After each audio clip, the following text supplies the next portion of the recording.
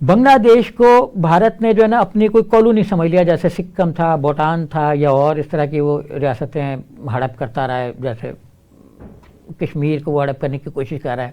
بہرحال ہو کوشش تو ناکام ہوگی لیکن کر تو رہا ہے. تو اسی طریقے سے بھارت سمجھ رہا تھا کہ شاید بنگلہ دیش جو ہے وہ ان کی ایک کالونی ہے اور ان کی ساری پالیسیز انہوں نے بنانی ہیں.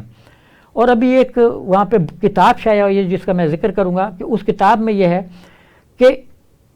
جتنی بھی بڑی transfer posting appointments civil administration میں، ملٹری ایڈمنسٹریشن میں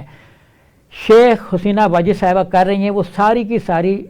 انڈین پرائم منسٹر سے، مطلب ان کے اسٹیبلشمنٹ کے مشورے سے کر رہی ہیں.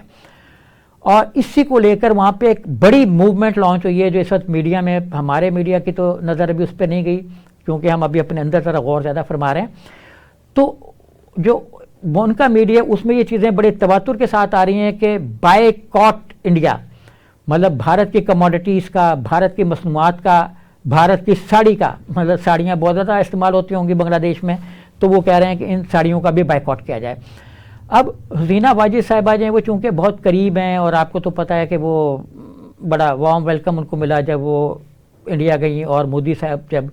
اپنا انڈیا گئے تو ان کو بھی بڑا، بنگلہ دیش گئے تو ان کو بھی بڑا وارم ویلکم ملا.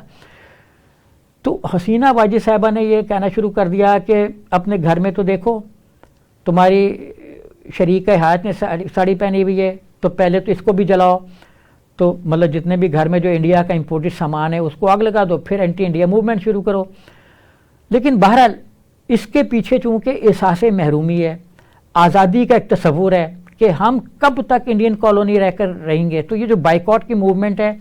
یہ حسینہ واجد کے چند اسٹیپ سے رکنے والی نہیں ہے. یہ ساڑیاں کتنی ہیں اور کون کون سی چیز انڈیا سے امپورٹ ہو رہی ہے، اس پر مطلب اب یہ چیزیں کہنے والی نہیں ہیں.